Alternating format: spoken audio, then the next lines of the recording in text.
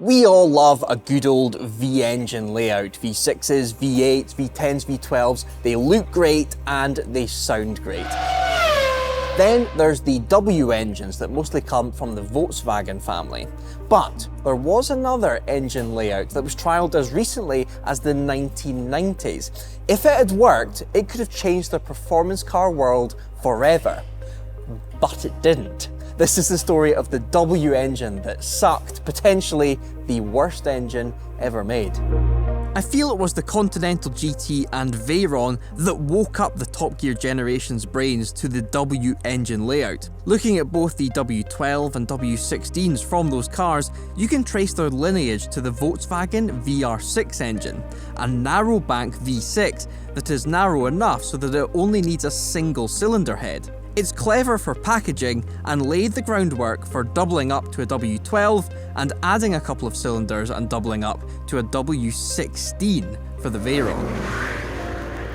But what if I was to say there was an engine developed in the 80s, made ready for the year 1990, that was a W12 but in a very different form to the Volkswagen engines, and it could have ended up in a Ferrari?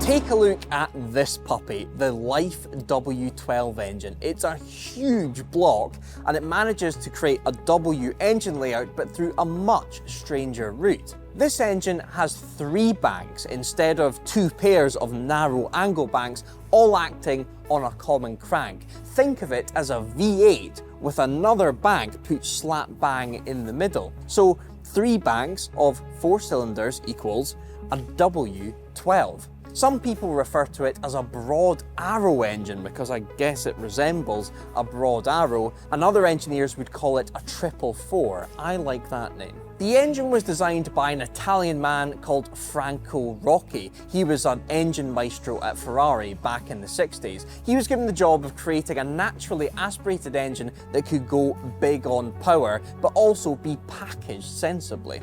Back in those days, Ferrari wanted to create their power over as many cylinders as possible, normally going for 12. But for this project, they wanted to go even bigger, conceptualizing a W18, that being a V12 with another straight 6 slapped in the middle. To start with, like we discovered Cosworth did with the Valkyrie engine, Franco created a test mule engine that was only one slice of the W18, a W3. This would show the basic fundamentals of the engine layout and would be able to display its pros and cons in testing.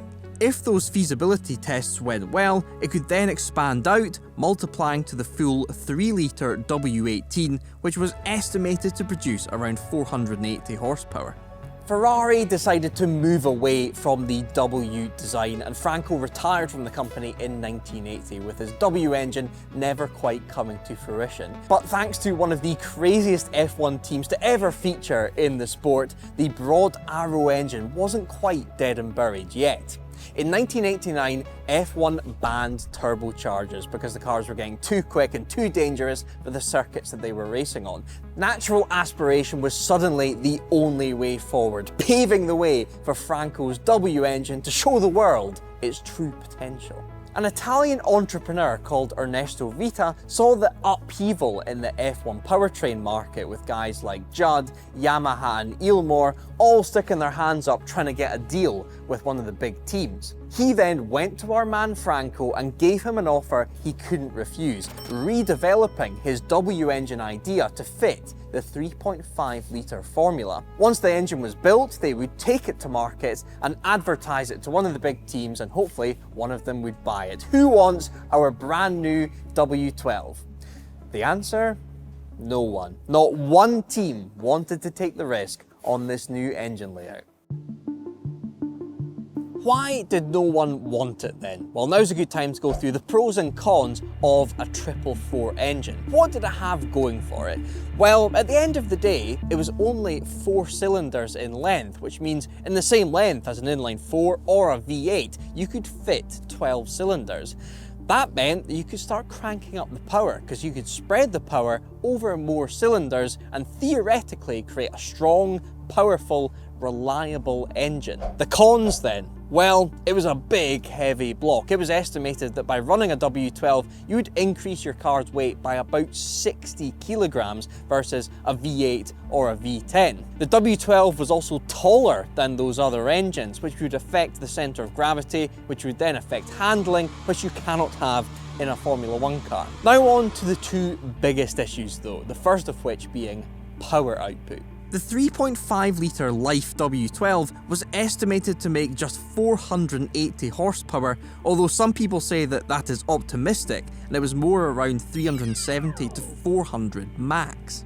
That would have been barely competitive in the 1960s, but the top V10 in the 1990 season, the Honda unit found in Senna's McLaren, put out between 600 and 700 horsepower. That deficit is simply not good enough. That's a catastrophic gap. One reason for this lack of power will have been the fact that 2 out of the 3 sets of throttle bodies were in cool, fresh air like in a V engine, but the third bank would be forced to suck in warm air thanks to an exhaust manifold sitting far too close to its throttle bodies, rendering a third of the engine a bit of a dud. No one wanted the W12 engine, so Mr. Vita thought, screw it, I'm going to start my own team and run my own engine. Apparently they had one chassis, one engine and a few spare parts. One man not expecting to go far was Bruno Giacomelli in the overweight Life, and he didn't. But the engine was so gutless and the car was so heavy that the qualifying times were more in line with F3 cars of the time rather than F1. And these were the days where you had to pre-qualify, and in 14 attempts, the Life F1 team qualified 0 times. Meanwhile, back in the pits, Bruno Giacomelli had very little hope of getting in with the Life. It looked fairly lifeless yet again as the plugs were changed. In fact, Bruno did one slow lap. The final humongous issue with the W12, its reliability. It never lasted more than 8 laps without a mechanical failure. Just 8. When you take into account that bespoke crankshaft that has all 3 banks acting on it, dual overhead cams in each of those banks, the timing gear working overtime, fighting for its life to keep the engine alive every revolution, it starts to become clear that if you're going to move away from the norm when designing an engine, you better be one of the big manufacturers so you can throw money at it, throw R&D at it and get it somewhat right.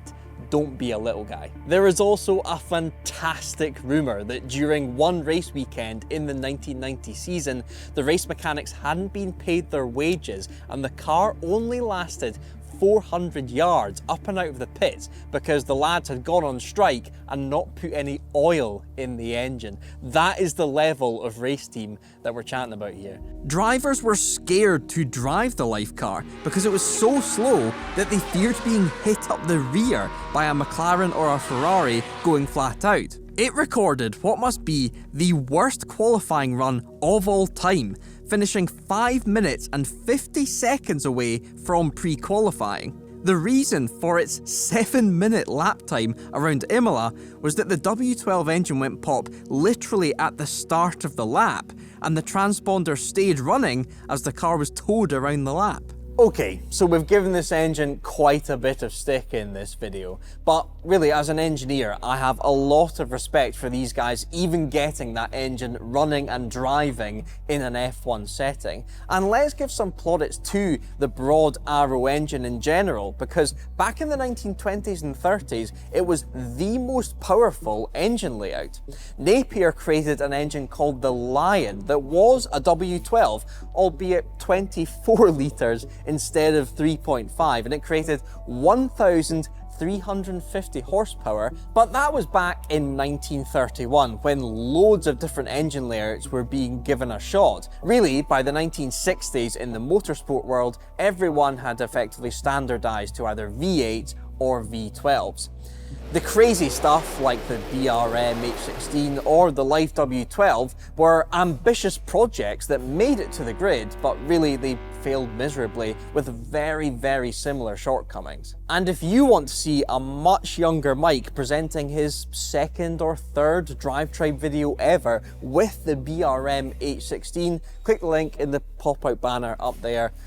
I had hair back then. Did you know that the Bugatti Veyron very nearly had a W18, and not some VR6 based thing, no, a proper triple bank engine. When Bugatti were coming out with all their crazy concepts in the 1990s, 4 concept cars sported W18s that were mounted in a way where the V was pointing up and the third bank was laid fully horizontal. It was 6.3 litres and created 547 brake horsepower. But VW wanted more, and so the Bugatti engineers clearly decided they needed turbocharging to create a 250 mph car. Yet again, the triple bank engine simply couldn't create enough power, especially in this instance where all of the inlet and exhaust manifolds meant there was no room for plumbing in a quartet of turbochargers. You can see one of these massive engines in the VW Museum at Wolfsburg. Sadly, F1 fans in the late 80s and into the 90s didn't realise how good they had it. In that 1990 season, there were V8s, V10s and V12s all making their own unique sounds. Things went fully V10 in 1998, and we've had standardised engine layouts ever since, decreasing from 10s to 8s to now V6s that all sound a bit tame. I would love for the engine regulations in F1 to change to simply a displacement and a power output and leave it down to the teams to pick a cylinder layout. That very nearly happened recently with Porsche developing an inline-4 turbo F1 engine for the 1.6 litre formula before it became mandatory that they all had to be V6s. Imagine a world where there's V4s, inline-5s, VR6s, W12s out there racing. Imagine Audi could turn up to the F1 paddock with a tiny, compact twin-turbo V8. Until that happens, if you want to watch another video about why all modern engines are 2 litres, click here. And if you like this video, give it a thumbs up. I've been Mike, and don't forget to subscribe to DriveTribe. No Jaguar X-Types were hurt in the making of this video.